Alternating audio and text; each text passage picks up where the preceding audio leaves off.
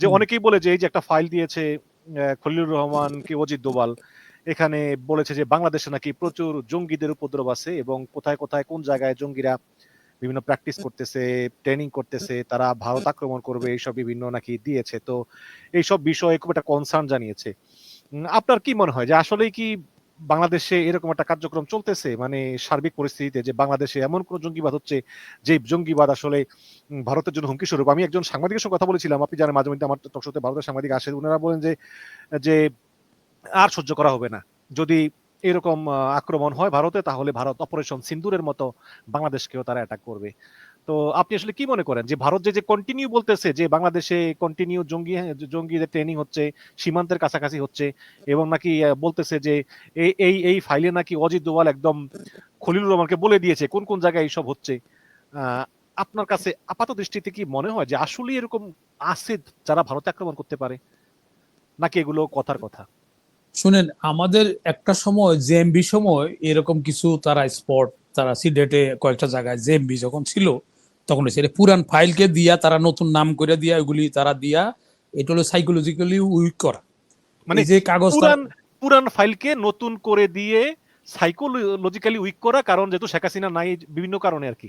হ্যাঁ, ওইটা কারণ হলো যে সাইকেল এবং তাদের ব্যবসা বাণিজ্য নাই এখানে, তাদের হাসপাতাল বন্ধ হয়ে যাচ্ছে, এখানে শাড়ি টাড়ি লেহেঙ্গা ফ্যাঙ্গা কতগুলি করতো না, বিরাট একটা অর্থনীতি আয়ের রাস্তা ছিল এই বাংলাদেশ। তাদের রেমিটেন্স আর্নিং সেকেন্ড পজিশনে, তারা যে রেমিটেন্স আর্ন করে তার মধ্যে আমরা সেকেন্ড পজিশনে আমার বাংলাদেশ থেকে তারা আর্ন করতো। এখন হঠাৎ করে এটা বন্ধ হয়ে গেছে। তো বন্ধ করতে বাংলাদেশকে দুর্বল করতে গেলে সাইকোলজিক্যালি উইক করতে হবে। ওই জন্য ওই ফাইলগুলো ওনারা যে কাগজ দিচ্ছে, নোট দিচ্ছে, ওইগুলি কথা ওই পুরান ফাইলগুলি ওনাকে দেওয়া হয়েছে। তবে খলিল রহমান সাহেবের অনেক ডার্ক সাইড আছে, সেগুলো এই ব্যাপারে আমি ওনার প্রশংসা করি।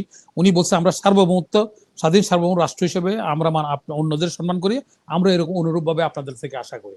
ওইটা কিন্তু সহজ কথা নয়। খলিল রহমান এই এই সাহসিকতাটা বলতে করছে, তার অতীতের অনেক অপরাধ এটার জন্য মাপ পাই যাবে সে জাতি কিন্তু এটা ভালোভাবে নিচ্ছে।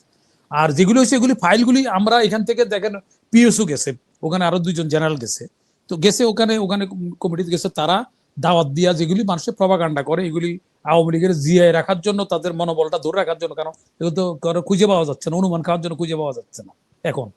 হ্যাঁ, কারণ তারা আত্মীয় স্বজন নিয়ে হাসিনা চলে গেছে, তার কর্মীগুলি তো এখানে সাফার করছে, তো অনেক আছে নির্দোষ লোক তো সাফার করছে।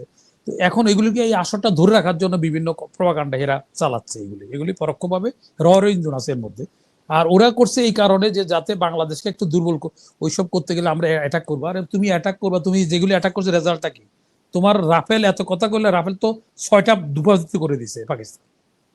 এখন বরঞ্চ আমাদেরকে ওইসব ধমক টমকের দিকে না তাকাইয়া, যে বরঞ্চ বাংলাদেশের উচিত ছিল যে তোমার অ্যাম্বাসেডারে দাও, আমরা যৌথ অভিযান চালাবো, তুমি যেসব জায়গায় স্পট করছো প্র্যাকটিক্যালি তোমার লোক দেখবে, আমরা ভিডিও করবো। যেমন ওয়ারের সময় যুদ্ধকালীন ওখানে ভিডিও হয়, ক্যাফের মধ্যে ক্যামেরা থাকে। তো তোমার এখন আমরা অপারেশন চালাবো, তোমার সাথে তোমার অ্যাম্বাসেডারে থাকতে বলো, তুমি এসব মিথ্যা কথা প্রপাগান্ডা কেন করতেছো? এবং এটা ওয়ার্ল্ড ওয়াইড, এগুলি সবগুলি এমবেসিতে, মিডল ইস্ট হইতে শুরু করি সকল জায়গায় এসব কথাগুলি যাওয়ার দরকার। তাহলে একটা জনমত তৈরি হবে এদের বিরুদ্ধে যে এরা খালি খালি ব্লেমিং করে, দোষ, হ্যাঁ, দোষ চাপানোর জন্য এগুলি করতেছে। আর তাদের ভারতের ওই সক্ষমতা নাই, তাহলে পাকিস্তান লোক যুদ্ধ কন্টিনিউ করলো না কেন?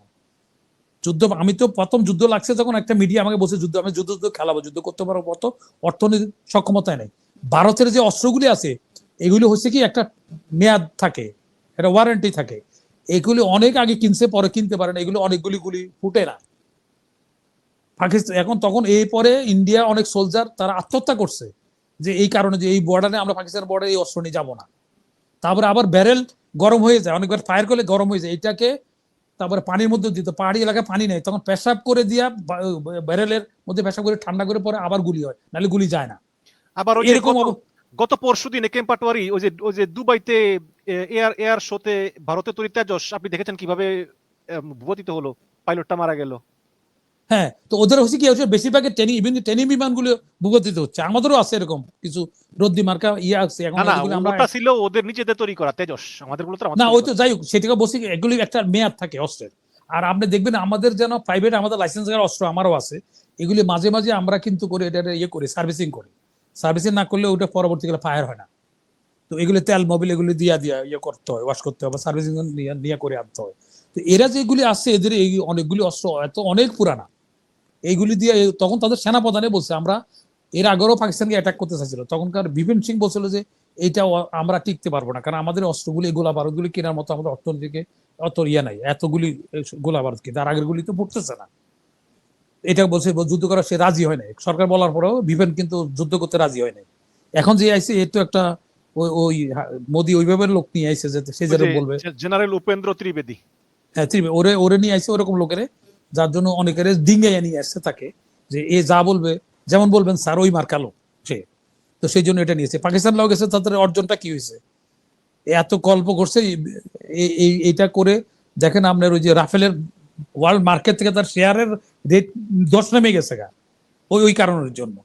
তো ও রাফেল তো পারলো না, তারা লেজার সিস্টেম রাখছে, এটা চায়না তার পাকিস্তানকে লেজার দিছে, অটোমেটিক্যালি ওটা ফায়ার হয়ে যায়, লেজারে যায় ঘুরে ঘুরে ঘুরে যায়।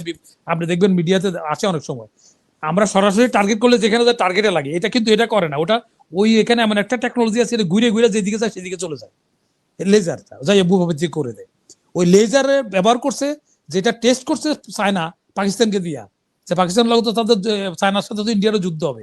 তো ওরা যে ওই টেকনোলজি তারা বাজারে ছাড়ে নাই, কিন্তু প্রথম টেস্ট কেসের জন্য টেস্টও লাগবে, তারা এটা করলো যে এটা কতটুকু সক্ষমতা আছে, পাকিস্তান দিয়ে টেস্ট করে দিছে, টেস্ট করার পরে সব বিমান ফেলাই দিছে ওটা দিয়া, ওদের রাডারে সেটা ধরা পড়ে নাই।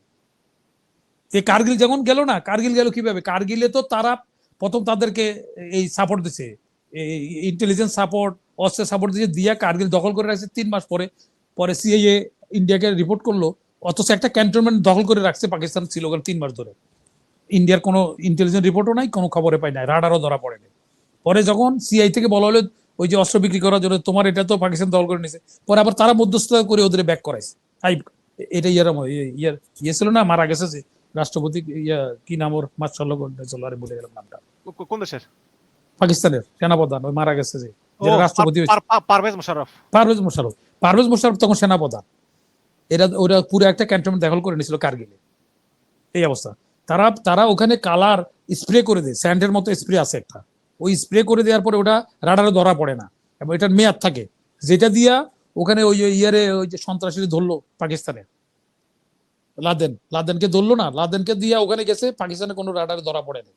ওই ওই ওই কস্টলি ওই ইয়েটা স্প্রেটা তারা ব্যবহার করছে, ওই স্প্রেটা দিয়া স্প্রে করে দিলে বিমানের মধ্যে ওই বিমানের রাডারে ধরা পড়ে না। আর এখন নতুন বিমান আবিষ্কার হয়ে গেছে যেটা কালার ব্রাইট, ওটা রাডারে আসে না, অত্যাধুনিক। এগুলো বাজারে তারা ছাড়তেছে সীমিত আকারে, নতুন নতুন টেকনোলজির দিকে যারা অস্ত্র ব্যবসায়ী তারা নতুন নতুন ভাবে এইগুলি বাজারে ছাড়ে। আপনার কথা একদম পরিষ্কার জনাব এ কে এম পাটোয়ারী, আপনি বুঝাচ্ছেন যে আসলে বাংলাদেশে জঙ্গিবাদ বলতে কিছুই নাই, ভারত আসলে এগুলো সেই পুরাতন ফাইল, সেই জেএমবির আমলে, আজ থেকে প্রায় সেই বিএনপির আমলে 17-18 বছর আগে যে ফাইল, ওই ফাইলটাই নতুন করে তারা প্রেজেন্ট করেছে বাংলাদেশকে আসলে একটা বেকায়দায় ফেলানোর জন্য, চাপের মধ্যে রাখার জন্য, চাপের ভিতরে ফেলার জন্য। যেহেতু বাংলাদেশ গণঅভ্যুত্থানের মাধ্যমে তাদের সেবাদাসী শেখ হাসিনাকে এই দেশ থেকে তাড়িয়ে দিয়েছে, এখন এইসব কারণে